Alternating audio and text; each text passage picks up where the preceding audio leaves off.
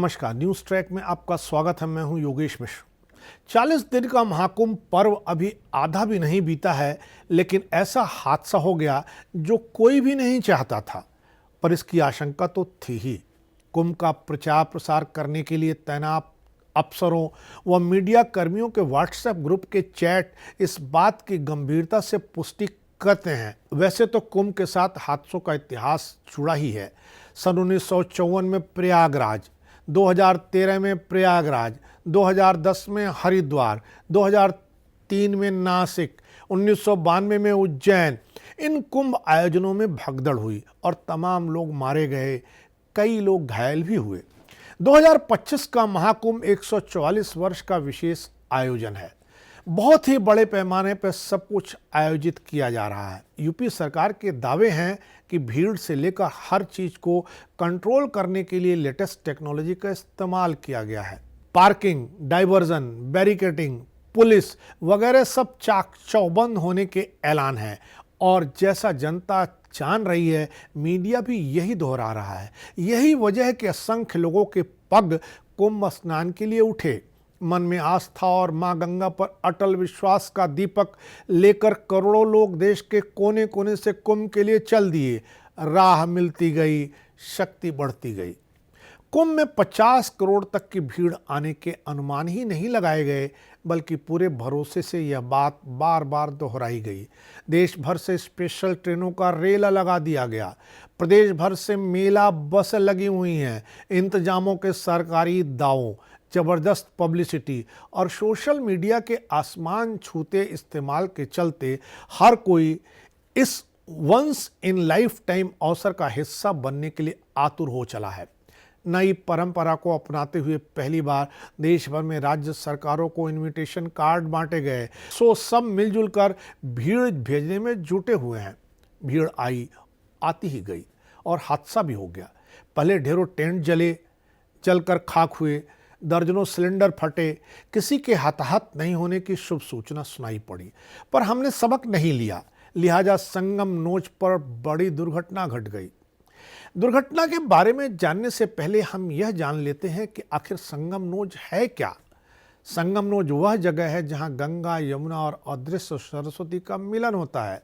यहाँ गंगा और यमुना का पानी अलग अलग दिखता है। इन नदियों का जहाँ संगम होता है वहाँ त्रिकोण बनता है। यह त्रिकोण नोक या नाक की तरह दिखता है, इसलिए इसे नोज कहा जाता है। संगम नोज का उल्लेख प्राचीन हिंदू ग्रंथों में भी मिलता है। यह स्थान वैदिक काल से ही एक पवित्र तीर्थ स्थल रहा है। कहा जाता कि यहाँ स्वयं ब्रह्मा ने यज्ञ किया था, जिससे यह स्थान और अधिक पावन बन गया। पुराणों में इसे मोक्षदायिनी भूमि के रूप में वर्णित किया गया है। महाभारत में भी इस स्थान का उल्लेख है। बताया गया है कि यहाँ पांडवों ने अपने वनवास के दौरान यज्ञ किया था। यहाँ वेणी माधव संगम में विराजमान होते हैं। यहाँ स्नान करने से मोक्ष की प्राप्ति होती है। संगम नोच पर ही अखाड़ों के संत अपने धार्मिक अनुष्ठान और अमृत स्नान करते हैं। इस बार संगम नोच का विस्तार 26 हेक्टेयर तक कर दिया गया है। 2 हेक्टेयर जमीन इसमें नई जोड़ी गई है। गौरतलब है, कुंभ की व्यवस्था पर 70,000 करोड़ रुपए खर्च किए गए हैं। 50,000 पुलिसकर्मियों की तैनाती की गई है। लेकिन इसके बाद भी कुंभ में भगदड़ का इतिहास दोहराया गया, जिसमें सरकार के मुताबिक 30 लोग मारे गए, तकरीबन 60 लोग घायल हुए। हम सरकारी आंकड़ों पर भरोसा करें तो भी हमें यह तो मानना होगा कि इस बार के कुंभ में कुछ न कुछ ऐसा हुआ जिसने कुंभ के दिव्य और भव्य होने पर सवाल खड़ा कर दिया। हालांकि इस आपदा का ठीकरा किसी एक पर फोड़ देना सही नहीं होगा, क्योंकि कई छोटी बड़ी गलतियां मिलकर इस तरह के हादसे को अंजाम देती हैं। सरकार ने जिस तरह कुंभ को न भूतो न भविष्यत करार दिया, इससे सरकारी दावों से अधिक लोग कुंभ क्षेत्र पहुंचे। सरकार ने मीडिया से प्रचार पाने व अफसरों ने वीवीआईपी की खिदमतगारी पर अपना ज़्यादा ध्यान केंद्रित कर दिया। संगम नोच तक जाने के लिए एक रास्ता और वापसी के लिए 3 रास्ते बनाए गए, जिन्हें अक्षयवट मार्ग, महावीर मार्ग और जगदीश रैंप मार्ग का नाम दिया गया। इमरजेंसी के लिए ग्रीन कॉरिडोर भी बनाया गया। एक लंबे चौड़े दावों के बीच बैरिकेडिंग व गंगा के तट पर पसरी रेत पर रात गुजारने को लोग मजबूर हुए। पांटून के पुलों को बंद कर दिया गया। जिस तरह वीआईपी सुरक्षा के इंतजामात थे, उस तरह के इंतजामात जनता के लिए क्यों नहीं किए गए? फिर भी सवाल बड़ा है कि जब भीड़ कंट्रोल में तनिक भी संदेह था तो क्यों इतने लोगों को संगम की तरफ जाने दिया गया? घाटों को लेकर सरकार ने होल्डिंग एरिया को ठीक से व्यवस्थित क्यों नहीं किया? जो अपील आज की जा रही है वो पहले क्यों नहीं की गई कि संगम नोच जाने की जगह जो भी घाट आपके करीब है वहीं अमृत स्नान कर लें? सरकार ने बाद में प्रचार किया मौनी अमावस्या से लेकर आगे 3 दिनों तक मौनी अमावस्या पर स्नान करने का पुण्य फल मिलेगा। यह प्रचार पहले भी हो सकता था, लेकिन इसके साथ ही श्रद्धालुओं की मनोवृत्ति भी कम जिम्मेदार नहीं है। आप जब संगम नोच पर हैं तो जल्दी किस बात की? बैरिकेड तोड़कर क्यों भागना?